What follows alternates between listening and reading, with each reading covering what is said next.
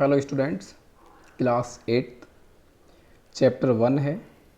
इसमें आप सीखेंगे फसल उत्पादन और उसके प्रबंध, यानी कैसे कैसे फसलों को उपयोग किया जाता है, फसलों के प्रकार, कौन कौन सी फसल होती हैं, कब कब उगाई जाती हैं, किन किन साधनों से उगाई जाती हैं। ठीक है, तो ये सारी चीज़ें आप इसमें जानेंगे और फसल प्रबंधन के बारे में भी जानेंगे। तो सबसे पहले जान लें कि कृषि क्या होती है। कृषि होती क्या है? आपके फसलों को उगाना, खेती करना और पशुओं को पालना, ये सारी चीज़ें किसके अंदर आती हैं? कृषि के अंदर आती हैं। ठीक है, जैसे जब हम किसी किस्म के पौधे किसी स्थान पर बड़े पैमाने पर उगाते हैं तो वो जो तरीका होता है वो आपका क्या कहलाता है? वो फसल कहलाता है। क्या कहलाता है? फसल।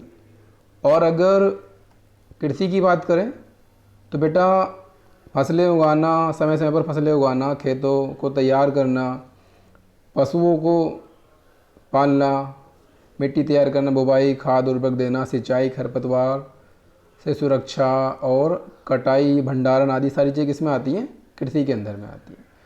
तो अगर बेटा बात करें तो फसल जो होती हैं हमारी दो प्रकार की होती हैं। फसल हमारी दो प्रकार की होती हैं, ये आप ध्यान से पढ़ेंगे, नोट करेंगे मेरे साथ में। तो सबसे पहले क्या होता है? खरीफ की फसल। और खरीफ की फसल क्या होती है? यह वह फसल होती है जिन्हें वर्षा ऋतु में बोया जाता है, खरीफ की फसल कहलाती है। भारत में वर्षा ऋतु सामान्यतः जून से सितंबर, यानी कि ये जो होती हैं जून में आप इन्हें बोएंगे और सितंबर में आप इन्हें हटा लेते हैं। तो जून से लेकर सितंबर तक जो फसलें बोई जाती हैं उन्हें आप खरीफ की फसल कहते हैं, जिसमें क्या आता है? धान, मक्का, सोयाबीन, मूंगफली, कपास आदि। ये सारी किसकी कहलाती हैं? खरीफ की फसल कहलाती हैं। और दूसरी आपकी होती है रबी की फसल, यानी कि इस फसल के बाद जो स्टार्ट होती है, यानी कि शीत ऋतु, अक्टूबर से लेकर और मार्च तक चलने वाली फसल कौन सी होती है? अक्टूबर से लेकर मार्च तक उगाई जाती है। इस फसल को क्या कहते हैं? आप रबी की फसल कहते हैं। इसमें क्या क्या आता है? गेहूँ, चना, मटर, सरसों आदि आती हैं। ठीक है, तो अब क्या आगे बढ़ते हैं, चलिए थोड़ा सा देख लेते हैं। आधारिक फसल पद्धतियाँ,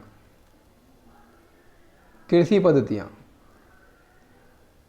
किस प्रकार से कृषि को उपाय मतलब जो किया जाता है। तो सबसे पहली पद्धति इसमें क्या दिया है बेटा? मिट्टी तैयार करना। मिट्टी को तैयार करना, आप सभी जानते हैं, आप इन चीज़ों से अनुभवज्ञ नहीं हैं। मिट्टी को क्या करते हैं? उसे खोद कर उसे मतलब जुताई द्वारा गहरी मिट्टी दिखा है ना, देखिए मिट्टी तैयार करने का पहला चरण होता है मिट्टी को पलटना और उसे पोला बनाना, जिससे कि क्या है? अधिक से अधिक ऑक्सीजन, नाइट्रोजन वगैरह और जल नीचे तक जा सके और बीज को हम गहराई में, ऐसी गहराई में पका सके जहाँ से वो नमी प्राप्त करके अच्छी तरह से उग पाए। ठीक है, चलिए कुछ आगे बढ़ते हैं। तो अभी आपने क्या सीखा है? मिट्टी को तैयार करना। मिट्टी को तैयार कैसे कर सकते हैं आप? जुताई द्वारा। ठीक है, उसे पलटकर उसमें ह्यूम्स बनाना, ये सारी चीज़ें। आगे जो होता है उसके बाद इसके लिए बहुत सारे आप साधनों का उपयोग करते हैं, कृषि औजार आते हैं। ये देखिए, आप जानते तो हैं ही, फिर भी पढ़ लेते हैं। मिट्टी को उलटने, पलटने एवं पोला करने की प्रक्रिया क्या कहलाती है? आपकी जुताई कहलाती है। इसे हल चलाकर कर सकते हैं। हल लकड़ी का लोहे का बना होता है। यह मिट्टी के अत्यंत सूखी हुई जुताई से पहले इसे पानी देने की आवश्यकता पड़ती है, जिसे आप पलेवा कहते हैं। ठीक है, जुते हुए खेत में मिट्टी के बड़े बड़े ढेले भी होते हैं, इन्हें एक पाटल की सहायता से तोड़ना आवश्यक है। ठीक है, ये सारी चीज़ें। अब आते हैं कुछ उन औजारों के बारे में बात कर लेते हैं बेटा, जो कृषि में आपका उपयोग किए जाते हैं। कृषि औजार, कृषि करने के लिए जो औजार उपयोग किए जाते हैं उन्हें कृषि औजार आप कहते हैं। जैसे सबसे पहले होता है हल। हल तो अब नहीं है, परंतु हो सकता है किसी के घर पुराने हल रखे हों कुछ समय पहले, प्राचीन काल के।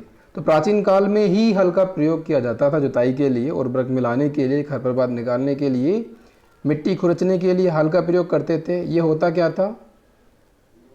एक औजार लकड़ी का बना होता था, जिसे बैलों की जोड़ी अथवा पशुओं, घोड़े या ऊंट की सहायता से खींचा जाता था। इसमें लोहे की मजबूत तिकोनी पत्ती लगी होती थी, जिसे फाल कहते थे। जैसे मतलब भी देखेंगे नीचे डायग्राम होगा। और दूसरा भाग जो होता था, मुख्य भाग, लंबी लकड़ी का बना होता था जिसे हल सेप्ट कहते थे। ठीक है, इसके एक सिरे पर हैंडल लगा होता था, दूसरे सिरे पर सिरा जोत के डंडे से जुड़ा होता था जिसे बैलों की गर्दन के ऊपर रखकर और जोड़ी को एक आदमी सरलता से चला सकता था। देखिए नीचे हल दिया होगा, ये रहा, ये हल ऐसा होता है। ठीक है, इसका जो सिरा होता है, ये जो लोहे वाला जो पार्ट है उसे फाल कहते हैं, और ये जो लकड़ी का जो सिरा है उसे क्या कहते हैं आप, हल सेप्ट कहते हैं। और दूसरा क्या होता था, कुदाली। कुदाली भी ऐसी होती थी, देखिए ब्लेड यहाँ पर एक इसका एक प्लेट होती थी, पकड़, हैंडल, और कुदाली के बारे में पढ़ा देते हैं आपको, भाई हमने तो पढ़ा नहीं है। कुदाली यह एक सरल औजार है जिसका उपयोग खरपतवार निकालने के लिए, खरपतवार निकालने के लिए, देखा मैंने नहीं कभी, बस बता रहा हूँ उसे पढ़ के। खरपतवार निकालने या मिट्टी को पोला करने के लिए किया जाता है। इसमें लकड़ी एवं लोहे की छड़ होती थी जिसके एक सिरे पर लोहे की चौड़ी और मुड़ी प्लेट और दूसरे सिरे पर क्या होता था, एक हत्था लगा होता था। ठीक है, दूसरे सिरे पर क्या होता था, एक ब्लेड की तरह होता था। इसका कार्य, दूसरा सिरा पशुओं द्वारा खींचा, अच्छा ये भी पशुओं के द्वारा ही चलाया जाता था। ठीक है, कल्टीवेटर, आजकल जुताई ट्रैक्टर द्वारा संचालित कल्टीवेटर से की जाती है। कल्टीवेटर का उपयोग से श्रम और समय दोनों की बचत हो जाती है। ठीक है, बहुत सारे ऐसे उपयोग, ऐसे औजार हैं, आप जानते ही हैं, किसानों के बच्चे हैं, सारी चीज़ें आपने देखी होंगी। ठीक है, कुछ परंपरागत औजार होते हैं, जैसे मतलब परंपरा जो स्टार्टिंग से चलते आ रहे हैं, हल वगैरह। अब दूसरा ऑप्शन आता है आपका बुवाई। बुवाई किस प्रकार की जाती है। ठीक है, बुवाई के लिए सबसे पहले आवश्यक क्या है कि उत्तम बीज का चयन करना।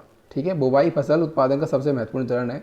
बोने से पहले अच्छे गुणवत्ता वाले और साफ और स्वस्थ बीजों का चयन करना आवश्यक है। अभी किस प्रकार करते हैं, तो देखिए थोड़ा सा आगे दिया है, इसमें पढ़ सकते हैं आप। पौधों को सूर्य का प्रकाश, अच्छा ये कहाँ से पढ़ देते हैं, किताब किस प्रकार से दी हुई है यार, ये रहा। चयन किस प्रकार किया जाता है, एक बीकर लीजिए, बीकर यानी कि एक ऐसा कांच का पात्र होता है, कांच वाला, उसे बीकर कहते हैं, जो प्रयोगशाला में प्रयोग किया जाता है। तो उससे क्या होता है, उसमें पानी भरिए, पानी भरने के बाद में क्या है, उसमें कुछ बीज डाल देते हैं। जैसे आप बीज डालेंगे तो ऐसा होगा, कुछ बीज तो ऊपर तैरते हैं और कुछ बीज नीचे बैठ जाते हैं। ठीक है, तो जो बीज तैरने लगते हैं, इसमें दिया हुआ है, जो बीज तैरने लगते हैं और जो पानी में बैठ जाते हैं वे हल्के या भारी होते हैं। क्षतिग्रस्त बीज खोखले हो जाते हैं जिसके कारण वो हल्के हो जाते हैं, यानी कि जो बेकार बीज हैं वो पानी पर ऊपर आ जाते हैं और जो अच्छे बीज होते हैं वो पानी में नीचे बैठ जाते हैं। ठीक है, तो इस प्रकार आप क्या कर सकते हैं, बीज का चयन कर सकते हैं। ठीक है, अब आगे आता है आपका खाद एवं उर्वरक मिलाना। वे पदार्थ, अब खाद क्या होता है बेटा, कुछ ऐसे पदार्थ होते हैं जो मिट्टी की उर्वरक क्षमता को बढ़ा देते हैं। वे पदार्थ जिन्हें मिट्टी में पोषक स्तर बनाए रखने के लिए मिलाया जाता है उन्हें खाद या उर्वरक कहते हैं। ठीक है,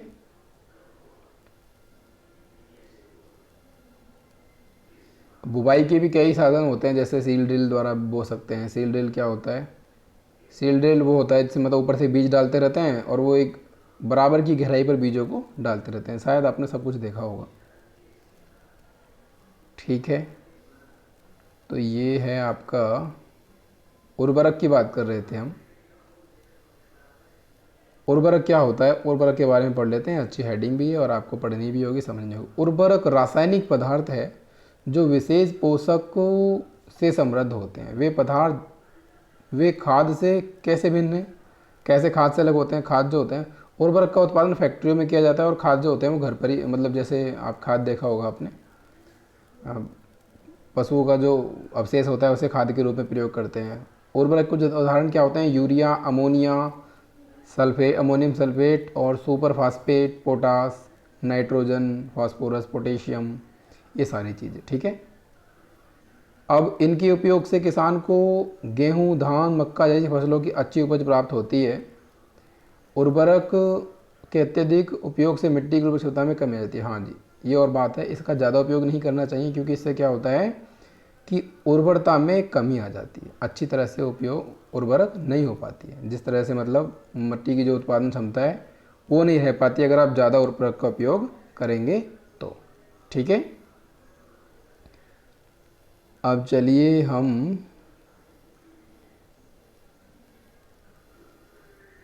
उर्वरक और खाद में अंतर पढ़ लेते हैं। उर्वरक क्या होता है और खाद क्या होता है। उर्वरक एक मानव निर्मित लवण है। खाद एक प्राकृतिक पदार्थ है जैसे गोबर और पौधों के अवशेष के विघटन से प्राप्त होने वाला। उर्वरक का उत्पादन फैक्ट्री में होता है, जबकि खाद क्या होता है, खेतों में बनाई जा सकती है। उर्वरक से मिट्टी को ह्यूमस प्राप्त नहीं होती, लेकिन इससे ह्यूमस प्राप्त होती है, अच्छी मतलब ह्यूमिडिटी बनी रहती है। उर्वरक में पादप पोषक जैसे नाइट्रोजन, फास्फोरस और पोटेशियम प्रचुरता में होते हैं, यानी कि पर्याप्त मात्रा में होते हैं। लेकिन खाद में पादप पोषक तुलनात्मक के रूप में कम होते हैं। ये सारे जो पदार्थ हैं प्रचुरता में होते हैं, पूरी मात्रा में उपलब्ध होते हैं। नाइट्रोजन, फास्फोरस, एनपी के शॉर्ट में क्या कहते हैं इसको, एनपी और के, नाइट्रोजन, फास्फोरस और पोटेशियम। और खाद में ये सारी चीज़ें जो होती हैं वो कम मात्रा में होती है। तो ये विशेषकर रूप में अंतर है। चलिए आगे पढ़ लेते हैं थोड़ा सा। सिंचाई। सिंचाई का मतलब क्या है बेटा, बार बार खेतों में पानी लगाते रहना, पौधों को सींचना। क्योंकि आप जानते हैं पौधों में लगभग 90% जल होता है और जल आवश्यक है, क्योंकि बीजों के अंकुरण सूखी स्थिति में तो हो नहीं सकता, सूखे में तो बीज होगा नहीं। तो इसके लिए क्या होता है, सिंचाई की जाती है, उन्हें सींचा जाता है पानी के द्वारा। ठीक है, अब सिंचाई की बहुत सारी विधियां हमारे देश में अपनाई जाती हैं। कुछ प्राचीन विधियां हैं, जैसे कुआं है, ठीक है, कुएँ हैं, जलकूप है, तालाब हैं, झील, नदियाँ, बांध, नहर आदि सब क्या हैं, ये जल के प्रमुख स्रोत हैं जहाँ से जल आ सकता है। ठीक है, अब सिंचाई के पारंपरिक तरीके, पारंपरिक का मतलब होता है कि जो प्राचीन काल से चले आ रहे हैं। तो बेटा हालांकि मैंने देखे नहीं हैं, मैंने कभी इनके बारे में देखा नहीं, लेकिन पढ़ा बहुत है, तो आपको समझा देते हैं। एक पहला इसमें कुछ तरीके दिए हैं, विभिन्न तरीके। मोट यानी घिरनी, मतलब इसका मतलब क्या होता है, एक चमड़े टाइप का ढोल सा होता है, इसमें पानी भर के खींच खींच के वो डालते रहते हैं और पानी लगाते हैं। एक चैन पंप होता है, यानी कि लंबी उसमें चैन होती है, उसे खींचते हैं और पानी ऊपर आता रहता है, डालते रहते हैं। एक रहट होता है, उत्तोलक यंत्र होता है। रहट जो होता है इसका उपयोग भी सिंचाई के लिए किया जाता है। ये रहट होता है, ये रहा।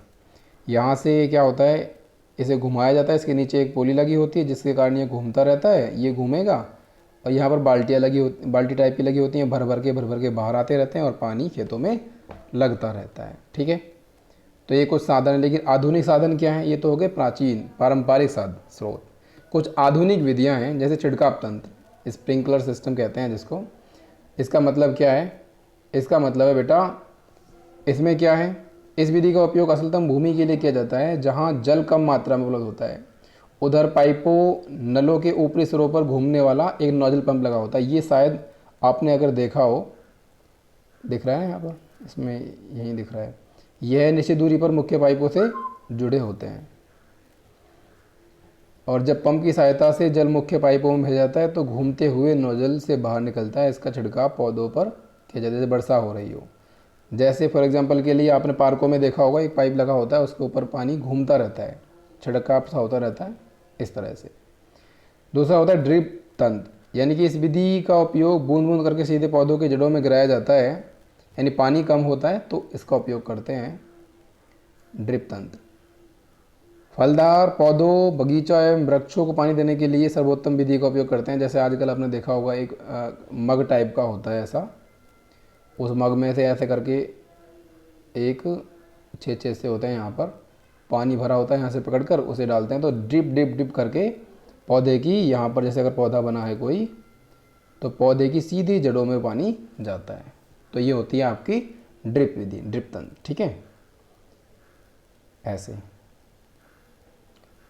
और इनमें तो वैसे दिखाया है फिलहाल। एक क्यारी विधि भी होती है कि क्यारियाँ बना के पानी डालते हैं।